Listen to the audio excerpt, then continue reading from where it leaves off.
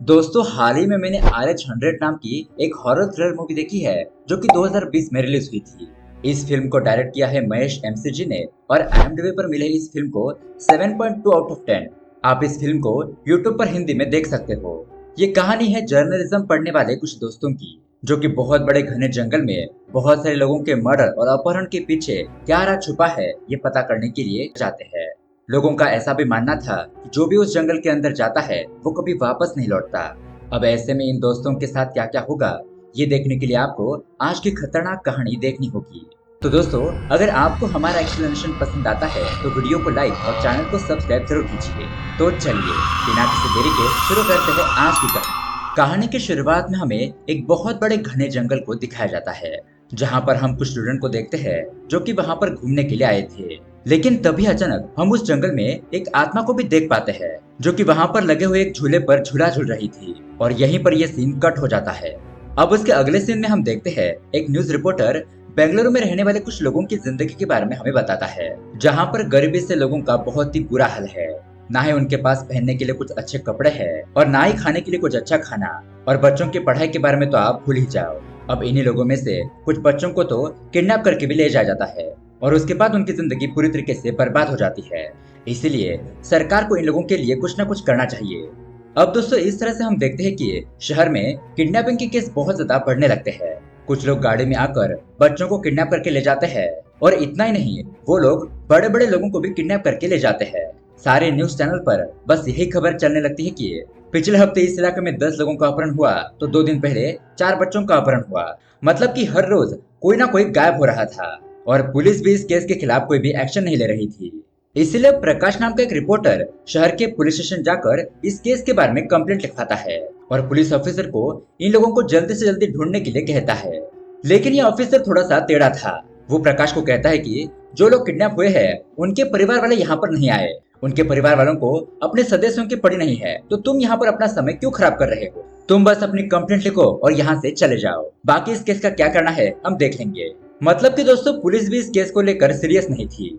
अब यहाँ पर उस गरीब इलाके में आने के बाद बाकी के रिपोर्टर्स प्रकाश से पूछते हैं कि सर आप इन लोगों के बारे में इतना क्यों सोच रहे हैं। आपने किडनैपर्स के खिलाफ पुलिस में कंप्लेंट भी दर्ज की है, लेकिन क्या आपको उसका फायदा होते हुए दिख रहा है। प्रकाश कहता है कि जी हाँ, मैंने पुलिस में कंप्लेंट लिखवाई है, लेकिन इस केस को लेकर क्या हो रहा है ये हमें कुछ भी पता नहीं। लेकिन हाँ, हम लोगों को ये भी बात सोचनी चाहिए कि ये लोग भी इस देश का एक हिस्सा है और मैं इन लोगों के बारे में इतना क्यों सोच रहा हूँ, तो मैं भी इन लोगों की तरह ही एक अनाथ हूँ। इसलिए मैं इन लोगों की भलाई के लिए कुछ करना चाहता हूँ। बाकी देखते हैं पुलिस इस केस के रिलेटेड क्या एक्शन लेती है। खैर अब उसके अगले सीन में हमें एक कॉलेज का सीन दिखाया जाता है जहाँ पर जर्नलिज्म, मास कम्युनिकेशन और पॉलिटिक्स के बारे में सिखाया जाता है। अब यहाँ के कॉलेज कैंपस में हम परिणीति नाम की एक लड़की को देखते हैं और उससे कुछ लड़के परेशान कर रहे थे। तभी हम देखते हैं कि विक्रम नाम का एक लड़का वहाँ पर आता है और ये बदमाश लड़के उसे देखकर तुरंत ही वहाँ से भाग जाते हैं। दरअसल दोस्तों विक्रम और परिणीति ये दोनों दोस्त होते हैं और तभी उनके और 2 दोस्त शंकर और जग्गी भी वहाँ पर आ जाते हैं। अब यहाँ पर परिणीति उन लोगों से कहती है कि चलो चलो जल्दी चलो, वरना हमें फंक्शन में जाने में लेट होगा। हमारे दोस्त अर्जुन को आज सम्मानित किया जाने वाला है। तो उसके बाद हम देखते हैं कॉलेज में अवार्ड फंक्शन शुरू हो जाता है जहाँ पर उनके प्रोफेसर बताते हैं कि अर्जुन ने लगातार एग्जाम में टॉप करके वो हमारे स्टेट का नंबर 1 स्टूडेंट बन गया है, जिसकी वजह से हमारे कॉलेज का भी नाम रोशन हो रहा है और इसलिए आज हम उसे अवार्ड देकर सम्मानित करेंगे। फिर अर्जुन को स्टेज पर बुलाया जाता है और उसे ट्रॉफी और मेडल देकर सम्मानित किया जाता है। यह सब कुछ देखकर उसके दोस्त बहुत ज्यादा खुश हो जाते हैं। अब उसी दिन उनके कॉलेज में ब्लड डोनेशन का कैंप चल रहा था जहाँ पर अर्जुन भी पहुंचकर अपना ब्लड डोनेट करता है। तो वहाँ की एक सिस्टर उसे अवार्ड मिलने के लिए कांग्रेचुलेशन कहती है और अर्जुन भी उसे थैंक यू कहता है। अब उसी रात हम देखते हैं कि अर्जुन टहलने के लिए बाहर निकला हुआ था, लेकिन तभी अचानक एक ओमनी से कुछ आदमी उतरते हैं और अर्जुन को पकड़ने की कोशिश करते हैं। वो उसे किडनैप करके ले जा रहे थे, लेकिन यहाँ पर हमारा हीरो उन लोगों की अच्छी तरीके से धुलाई करता है। अब उनमें से 2 लोग वहीं पर गिर जाते हैं और बाकी के लोग गार्ड में बैठकर तुरंत ही वहां से भाग जाते हैं। तो जो लोग वहां पर गिर गए थे अर्जुन उन लोगों का पीछा करने लगता है। वो लोग एक जगह पर आकर रुकते हैं और तभी वहां पर उनके और भी साथी आ जाते हैं। फिर क्या था, इन लोगों में बहुत ही जबरदस्त फाइट शुरू हो जाती है, लेकिन यहाँ अर्जुन उन सभी लोगों की हड्डी पसले एक कर देता है। अब ये सभी लोग बहुत ज्यादा मार खा चुके थे, इसलिए वो अर्जुन की आंख में धूल झोंक कर वहां से भाग जाते हैं। खैर अब उसके अगले दिन हम कॉलेज का सीन देखते हैं जहाँ पर शंकर प्रिया से कहता है कि प्रिया, आज तुम बहुत ही खूबसूरत लग रही हो।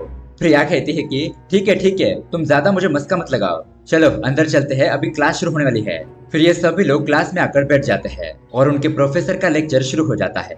यहाँ पर उन्हें प्रोफेसर जर्नलिज्म के बारे में बताने लगते हैं कि इसके लिए हिम्मत और जज्बा चाहिए होता है, क्योंकि ये काम आसान नहीं होता। सच्चाई को दुनिया के सामने लाना ये एक बहुत ही बड़ा टास्क होता है। अब उसके बाद प्रोफेसर स्टूडेंट लोगों को शहर के बाहर 80 किलोमीटर दूर एक जंगल है उसके बारे में बताने लगता है। मतलब कि उस जंगल में आज तक जो कोई भी गया है वो वापस नहीं लौटा है। पता नहीं उस जंगल में ऐसा क्या है कि लोग वहाँ पर जाते हैं लेकिन वापस नहीं लौटते। उस रास्ते से गुजरने वाले लोग गायब हो जाते हैं। कुछ लोगों का तो मानना ऐसा है कि वहाँ पर किसी की आत्मा रहती है, लेकिन आज तक वहाँ पर किसी ने जाकर इन्वेस्टिगेशन नहीं की। इस तरह से उस जंगल के बारे में कुछ बातें बताकर प्रोफेसर वहाँ से चले जाते हैं। अब ब्रेक होने के बाद ये सभी लोग एक जगह पर बैठकर उसी जंगल के बारे में बात करने लगते हैं।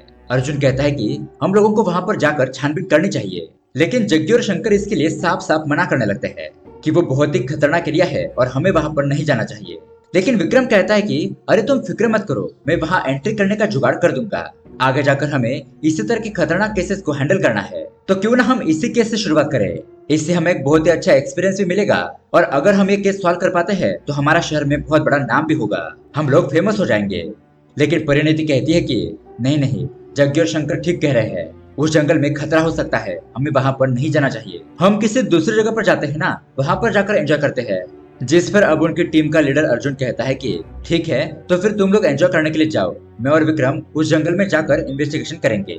अब ये बात सुनने के बाद उसके बाकी के दोस्त भी उनके साथ आने के लिए तैयार हो जाते हैं। उसके दोस्त उन दोनों से कहते हैं कि हम तुम लोगों को उस जंगल में अकेले जाने नहीं देंगे, हम तुम्हारे साथ चलने के लिए रेडी है। तो दोस्तों फिर क्या था, उसके अगले ही दिन ये सभी लोग मिलकर अपनी अपनी तैयारी करते हैं, बैग वगैरह पैक करते हैं और नए सफर पर निकल पड़ते हैं। ये लोग बहुत ज्यादा एंजॉय और मस्ती करते हुए उस जंगल की तरफ जाने लगते हैं। अब उस जंगल के थोड़ा पास आने के बाद अचानक ही उनकी गाड़ी का एक्सीडेंट होते होते बच जाता है और उनकी गाड़ी एक पेड़ से आकर हल्की सी टकरा जाती है। वो लोग अपनी गाड़ी को बाहर निकालने की कोशिश करते हैं, लेकिन उनकी गाड़ी खराब हो चुकी थी, उनकी गाड़ी स्टार्ट ही नहीं हो रही थी। इसलिए अब ये सभी लोग वहीं से जंगल के अंदर पैदल ही जाने का फैसला करते हैं। यहाँ पर हम देखते हैं कि ये जंगल कितना घना है और डरावना भी। अब ये लोग जिस रास्ते से चल रहे थे उस रास्ते पर जग्गी के पैरों में काला जादू का कुछ सामान लग जाता है, लेकिन ये लोग उसे बिना देखे ही आगे निकल जाते हैं।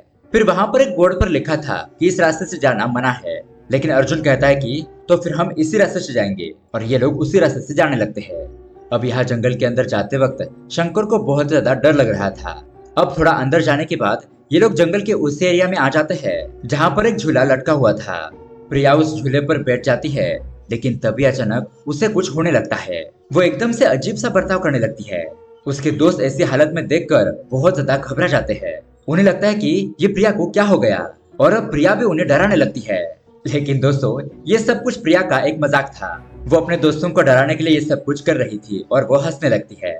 उसके दोस्त उसे कहते हैं कि ये क्या प्रिया, हम लोग डर गए ना, आइंदा ऐसा कभी मत करना। खैर अब ये लोग वहां से आगे निकलने लगते हैं और हम उस पेड़ के ऊपर किसी गुड़िया को देख पाते हैं। ऐसा लग रहा था कि मानो यहाँ पर किसी ने काला जादू किया हो। अब ये लोग आगे जाने लगते हैं और उनके ग्रुप के पीछे विक्रम चल रहा था। तभी विक्रम को ऐसा एहसास होता है कि उसे पीछे से कोई आवाज दे रहा है। वो पीछे मुड़कर देखता है, लेकिन वहां पर उसे कोई भी दिखाई नहीं देता। इसलिए वो थोड़ा आगे जाकर देखता है, लेकिन वहां पर कोई नहीं था। इसलिए वो फिर से अपने ग्रुप के साथ आगे चलने लगता है, लेकिन हम वहां पर देख पाते हैं कि इंसानों के कंकाल उस जगह पर पड़े हुए हैं। अब इन लोगों को चलते चलते शाम हो जाती है और ये लोग रात होने की वजह से एक जगह पर रुकने का फैसला करते हैं। फिर रात को ये लोग टेंट लगाकर एक जगह पर रुकते हैं। अब उसके अगले दिन जब इन लोगों की नींद खुलती है तो कुछ लोग फ्रेश होने के लिए चले गए थे, तो कुछ लोग झरने के नीचे नहा रहे होते हैं। यहाँ पर हमें परिणीति और अर्जुन के बीच में थोड़े बहुत रोमांटिक मोमेंट भी देखने को मिलते हैं। उसके बाद ये सभी लोग फिर से रेडी शेडी होकर आगे बढ़ने लगते हैं, क्योंकि अभी तक इन लोगों को यहाँ पर कोई भी सस्पिशियस एक्टिविटी दिखाई नहीं दी थी। अब ये लोग जंगल के एक रास्ते से चल रहे होते हैं और तभी शंकर प्रिया को प्यार से देखते हुए आगे बढ़ रहा होता है, लेकिन तभी अचानक उसका पैर फिसलने की वजह से वो वहीं पर गिर जाता है और उसके दोस्त उस पर हंसने लगते हैं और वो उसे कहते हैं कि अरे बेटा, आगे देखकर चलते वक्त थोड़ा नीचे भी देखा करो। इस तरह से हंसी मजाक करते हुए ये लोग आगे चलने लगते हैं। आज इन लोगों का दूसरा दिन था और आगे बढ़ते बढ़ते फिर से रात हो जाती है।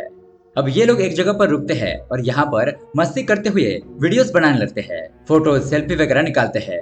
उसके बाद ये लोग मैगी वगैरह बनाकर पेट पूजा करते हैं और फिर सोने से पहले थोड़ी लकड़ियां जलाकर रोमांटिक बातें भी करते हैं, डांस वगैरह करते हुए एंजॉय मस्ती करने लगते हैं और उसके बाद आराम से सो जाते हैं। लेकिन दोस्तों अब सुबह होने के बाद जब ये लोग उठते हैं तो उन्हें वहाँ पर टेंट में उनका दोस्त जग्गी कहीं पर दिखाई नहीं देता। वो लोग उसे आवाज देने लगते हैं, इधर उधर ढूंढने लगते हैं, लेकिन फिर भी जग्गी का कोई भी अता पता नहीं था। जग्गी उन्हें कहीं पर भी मिल नहीं रहा था। तभी अचानक प्रिया को खून लगे हुए कुछ पत्ते दिखाई देते हैं, जिन्हें देखकर वो घबरा जाती है और जोर जोर से चिल्लाने लगती है। उसकी आवाज सुनकर बाकी के दोस्त भी वहाँ पर पहुँचते हैं और उसे पूछने लगते हैं कि क्या हुआ। और जब वे लोग अपने सामने देखते हैं तो वहाँ पर उन्हें किसी इंसान के सिर्फ पैर ही दिखाई दे रहे थे, क्योंकि उसके पूरे शरीर के ऊपर पेड़ के पत्ते गिरे हुए थे। अब ये लोग उस लाश के पास जाकर पत्तों को हटाते हैं तो वहाँ पर और कोई नहीं बल्कि उनका ही दोस्त जग्गी होता है, जो कि अब मर चुका था। अपने दोस्त को मरा हुआ देखकर ये सभी लोग बहुत ज्यादा दुखी हो जाते हैं और फुट फुट कर रोने लगते हैं कि उनके दोस्त के साथ ये क्या हो गया। उन लोगों को जग्गी के साथ बिताए हुए खुशी के पल याद आते हैं, लेकिन अब ये लोग कुछ नहीं कर सकते थे। शंकर अपने दोस्तों पर गुस्सा होते हुए कहता है कि मैंने तुम लोगों को पहले ही कहा था ये जंगल बहुत ज्यादा खतरनाक है, लेकिन तुम में से किसी ने मेरी बात नहीं सुनी। अब देखो हमारे साथ क्या हो गया। अब मैं यहाँ पर एक पल भी नहीं रुक सकता, चलो हमें यहाँ से चलना चाहिए। अब निराश होकर अर्जुन कहता है कि तुम लोग यहाँ से चले जाओ, ये सब कुछ मेरी वजह से हुआ है। अब मैं इस जंगल के पीछे क्या राज छुपा है ये पता करके ही लौटूंगा, लेकिन मैं तुम लोगों की जान को खतरे में नहीं डाल सकता। तुम लोग चले जाओ यहाँ से। लेकिन अब उसके दोस्त अर्जुन को यहाँ पर अकेला छोड़कर नहीं जाना चाहते थे, लेकिन शंकर वहाँ से जाने लगता है। लेकिन थोड़ी देर के बाद वो फिर से वापस आकर अर्जुन को गले लगाता है। अर्जुन उसे कहता है कि हम लोग साथ में है ना, तुम डरो मत, हमें कुछ नहीं होगा। और उसके बाद फिर ये लोग आगे बढ़ने लगते हैं। अब रात हो जाने की वजह से ये लोग एक जगह पर रुकते हैं और वहीं पर सो जाते हैं। आज उन लोगों ने टेंट नहीं लगाया था। तभी आधी रात को प्रिया की नींद खुलती है और उसे कुछ अजीब अजीब सी आवाजें सुनाई दे रही थी, इसलिए वो उन आवाजों का पीछा करते हुए थोड़ा आगे जाती है। लेकिन उसके पैर पर कुछ लगने की वजह से वो वहीं पर गिर जाती है और उसके सामने बहुत सारे कंकाल उसे दिखाई देते हैं। मतलब कि जो लोग यहाँ पर पहले मर चुके थे, यहाँ पर उन लोगों के कंकाल मौजूद थे। उन्हें देखकर वो बहुत ज्यादा घबरा जाती है और प्रिया वहां से भागने लगती है और ये सीन यहीं पर कट हो जाता है। अब उसके अगली सुबह जब उनके दोस्तों की नींद खुलती है तो कल की तरह ही उन्हें प्रिया कहीं दिखाई नहीं देती। अब ये लोग सभी जगह पर प्रिया को ढूंढने लगते हैं, लेकिन इस बार भी उन लोगों को प्रिया की लाश ही मिलती है, जो जमीन के अंदर धसी हुई थी। अब ये लोग प्रिया को भी खोकर बहुत ज्यादा रोने लगते हैं, दुखी हो जाते हैं। उन लोगों को समझ नहीं आ रहा था कि उनके दोस्तों को एक एक करके कौन मार रहा है।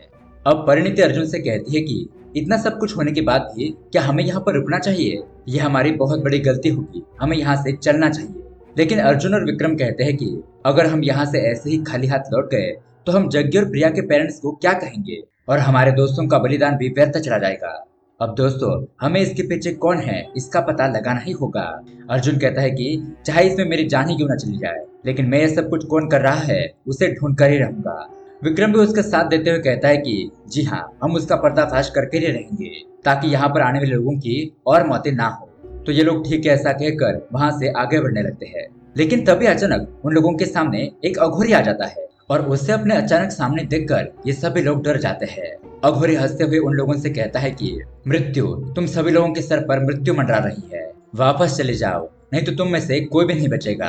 अर्जुन कहता है कि ये तुम क्या बकवास कर रहे हो, हम यहाँ पर जंगल में लोगों की मौत क्यों हो रही है ये पता करने के लिए आए हैं और उसे हम जानकर ही रहेंगे।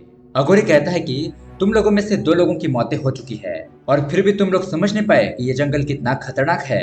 बच्चों चले जाओ यहाँ से। ऐसा कहते हुए वो अघोरी वहां से चला जाता है। लेकिन दोस्तों फिर भी ये लोग आगे बढ़ने लगते हैं।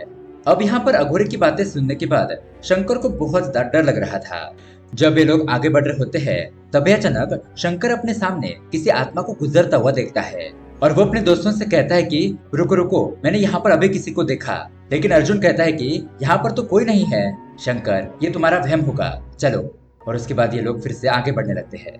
अब यहाँ पर शंकर को सुसु आने की वजह से वो थोड़ा सा साइड में चला जाता है और उसके दोस्त आगे निकल जाते हैं।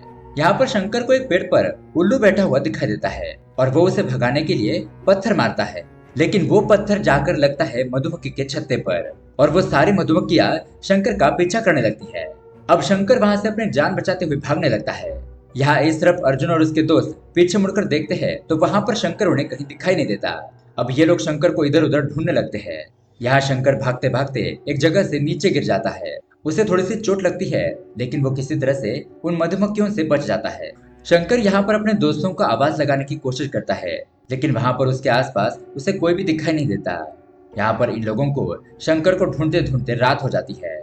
अब ये लोग आगे चल रहे थे, लेकिन तभी अचानक परिणीति बेहोश होकर गिर जाती है। अर्जुन उसे होश में लाता है और वो उसे कहती है कि अर्जुन, मुझे कमजोरी जैसा फील हो रहा है, मुझे बहुत ज्यादा भूख लगी है। तो अर्जुन विक्रम को परिणीति को संभालने के लिए कहता है और कुछ खाना मिलता है या नहीं ये देखने के लिए चला जाता है। थोड़ी देर के बाद वो वहाँ पर फल लेकर आता है और ये लोग वहाँ पर फल खाने के लिए बैठ जाते हैं।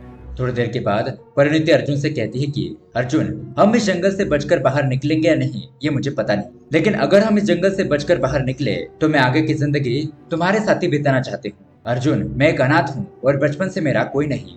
बहुत सारे लोग मेरी जिंदगी में आए और उन लोगों ने मेरा फायदा उठाने की कोशिश की, लेकिन तुम ही एक ऐसे लड़के हो जिसने मेरा ख्याल रखा। अर्जुन उसे कहता है कि तुम चिंता मत करो, हम यहाँ से सही सलामत बाहर निकल जाएंगे। हम लोग यहाँ से बाहर निकलने के बाद एक साथ ही रहेंगे। और इस तरह से ये दोनों अपने प्यार का इजहार करते हैं। यहाँ इस तरफ हम शंकर को देखते हैं और उसके ऊपर कोई अचानक ही हमला कर देता है। अब यहाँ पर अर्जुन और उसके दोस्त एक जगह पर बैठे हुए थे और अर्जुन जग्गी के फोन में उनके फोटोज देख रहा होता है। तभी उसे फोटो के अंदर गौर करते हुए देखने पर वो अघोरी दिखाई देता है और किसी दूसरे फोटो में उसे किसी कार की रोशनी भी दिखाई देती है, जिससे कि वो समझ जाता है कि यहाँ पर उनके आसपास जरूर कोई है जो उन लोगों पर नजर रखे हुए है। अब उसके थोड़ी देर बाद अर्जुन विक्रम और परिणीति को वहीं पर सोया हुआ छोड़कर वहां से आगे देखने के लिए चला जाता है। वो यहाँ पर छानबीन कर रहा था और तभी अचानक वो देखता है कि उसके सामने से एक कार गुजर रही है। वो उस कार का पीछा करता है और आगे जाकर उसे वहाँ पर एक घर दिखाई देता है। वो छुपकर उस घर के अंदर देखता है तो वहाँ पर एक आदमी अपने कुछ लोगों से कह रहा होता है कि तुम लोगों से एक भी काम ढंग से नहीं होता, इतने दिनों से तुम अर्जुन को पकड़ नहीं पाए, अब मैं और कुछ सुनना नहीं चाहता, कल शाम तक अर्जुन मेरे कब्जे में होना चाहिए। तो उसके आदमी कहते हैं कि ठीक है साहब, कल तक आपका काम हो जाएगा। अब ये सारी बातें सुनने के बाद अर्जुन फिर से अपने दोस्तों के पास आता है, लेकिन यहाँ पर आने के बाद उसे एक बहुत बड़ा झटका लगता है। यहाँ पर वो देखता है कि परिणीति की हालत बहुत ज्यादा खराब हो चुकी है, मतलब कि जैसे कि परिणीति को किसी ने मारा पीटा हो और बहुत बुरी तरीके से चोट लगने की वजह से परिणीति वहीं पर अपना दम तोड़ देती है। अब परिणीति को खोकर अर्जुन बहुत ज्यादा रोने लगता है और उसे वहां पर विक्रम कहीं दिखाई नहीं देता, लेकिन तभी अचानक उसके सर पर पीछे से कोई वार करता है और अर्जुन वहीं पर बेहोश होकर गिर जाता है। अब उसके थोड़ी देर बाद जब अर्जुन को होश आता है तो वो देखता है कि उसे किसी ने कुर्सी से बांध दिया है। और दोस्तों यहाँ पर आता है बहुत बड़ा ट्विस्ट। अर्जुन अपने सामने कुछ लोगों को देखता है और वो उन लोगों से कहता है कि तुम लोग कौन हो और मुझे यहाँ पर बांध कर क्यों रखा गया है, मेरे हाथ खोलो फिर मैं तुम्हें देखता हूँ। और तभी वहां पर एंट्री होती है उनके कॉलेज के प्रोफेसर की। जी हाँ दोस्तों, इन सब के पीछे उनके कॉलेज का प्रोफेसर ही शामिल था। प्रोफेसर अर्जुन के सर से खून बहता हुआ देखकर अपने लोगों को डांटने लगता है। कहता है कि मैंने तुम लोगों से कहा था ना कि अर्जुन को यहाँ पर सही सलामत लेकर आना, लेकिन ये क्या, उसका तो खून बह रहा है। इसके शरीर के खून का एक एक बूंद हमारे लिए बहुत ही कीमती है। अब अर्जुन उसके ऊपर चिल्लाने लगता है, लेकिन प्रोफेसर उसे कहता है कि चिल्लाओ मत, इतना गुस्सा तुम्हारे हार्ट के लिए अच्छा नहीं है, क्योंकि तुम्हारे हार्ट की कीमत तो करोड़ों में है। अब इतने में वहां पर एंट्री होती है विक्रम की और विक्रम को देखकर अर्जुन बहुत ज्यादा खुश हो जाता है। उसे लगता है कि विक्रम अब उससे बचाने के लिए आ गया है और ये लोग यहाँ पर इन लोगों की धुलाई कर देंगे। लेकिन दोस्तों यहाँ पर एक और शॉकिंग बात हमें पता चलती है। दरअसल ये विक्रम भी प्रोफेसर के साथ मिला हुआ था। अब प्रोफेसर और विक्रम ये दोनों हंसने लगते हैं। विक्रम उससे कहता है कि मैं तुम्हारा कोई दोस्त नहीं हूँ, बल्कि मैं तो एक राक्षस हूँ। अब तुम्हें पता चला कि अपने साथ रहने वाला हर कोई तुम्हारा दोस्त नहीं होता, कई लोग तुम्हारे दुश्मन भी होते हैं और ये सब कुछ तुम्हारी वजह से ही हो रहा है। तुम ही सबके पीछे जड़ हो, तुम्हारी वजह से मेरी वैल्यू कोई नहीं कर रहा। क्लास में तुम, कॉलेज में तुम, यूनिवर्सिटी में तुम, पर सब जगह पर तुम्हारा ही नाम छाया हुआ है। मैं जब भी कोई चीज हासिल करना चाहता हूँ तब तुम बीच में आकर उसे छीन लेते हो। इन सब बातों को मैं कंट्रोल कर रहा था, लेकिन तुमने तो मेरी परिणति को भी मुझसे छीन लिया। तब जाकर मैंने फैसला किया कि अब तुम्हें सबक सिखाना ही होगा और फिर मुझे प्रोफेसर का साथ मिला और हम दोनों ने मिलकर ही ये प्लान बनाया। तुम लोगों को जानबूझकर इस जंगल में आने के लिए मजबूर किया और इतना नहीं, मैंने ही तुम्हारे दोस्तों को एक एक करके मार डाला। सबसे पहले जग्गी, फिर प्रिया और उसके बाद शंकर। परिणीति से भी मैंने कहा कि मैं तुमसे प्यार करता हूँ, तुम भी मुझसे प्यार करो और मेरे साथ रहो, लेकिन उसने मेरी बात नहीं मानी, इसलिए मैंने उसे भी मार दिया। अब ये सारी बातें सुनने के बाद अर्जुन बहुत ज्यादा गुस्सा हो जाता है। अर्जुन विक्रम से कहता है कि तुम दोस्ती के नाम पर एक कलंक हो। तुमने इतना बड़ा धोखा किया है जिसके बारे में कभी लोग सोच भी नहीं सकते। तुम कभी किसी के अच्छे दोस्त नहीं बन सकते। तुम्हारी सोच इतनी घटिया है। अगर ये बात मुझे पहले ही पता चल चुकी होती तो सबसे पहले मैं तुम्हें ही मार देता। तुमने बहुत बड़ी गलती कर दी विक्रम, तुमने बहुत बड़ी गलती कर दी। लेकिन विक्रम कहता है कि मैंने गलती नहीं बल्कि बहुत बड़े फायदे का सौदा किया है। ये कलयुग है, यहाँ पर ईमानदारी और सच्चे लोगों की नहीं बल्कि धोखाधड़ी करने वाले लोगों की चलती है। अब प्रोफेसर अर्जुन से कहता है कि हम लोगों ने तुम्हें अब तक जिंदा क्यों रखा है तुम्हें पता है? तुम्हारे ब्लड ग्रुप की वजह से। इस दुनिया में एक ऐसा ब्लड ग्रुप है जो बहुत ज्यादा रेयर है। हर एक 50,000 इंसान के बाद वो एक इंसान में होता है। और जब तुमने कॉलेज कैंपस में अपना ब्लड डोनेट किया था तभी हमें तुम्हारे ब्लड ग्रुप एचएच के बारे में पता चला और तभी हम दोनों ने मिलकर ये प्लान बनाया। अब ये सारी बातें सुनने के बाद अर्जुन को और भी ज्यादा गुस्सा आ जाता है। वो कहता है कि प्रोफेसर, तुम लोगों की जान लेने वाले दरिंदे हो। तुम लोगों को जीने का कोई अधिकार नहीं है। और ऐसा कहकर वो अपनी कुर्सी और रस्सी को तोड़ देता है और उसके बाद इन लोगों में बहुत ही जबरदस्त फाइटिंग शुरू हो जाती है। अर्जुन यहाँ पर मौजूद उन सभी गुंडों को एक एक करके मार डालता है।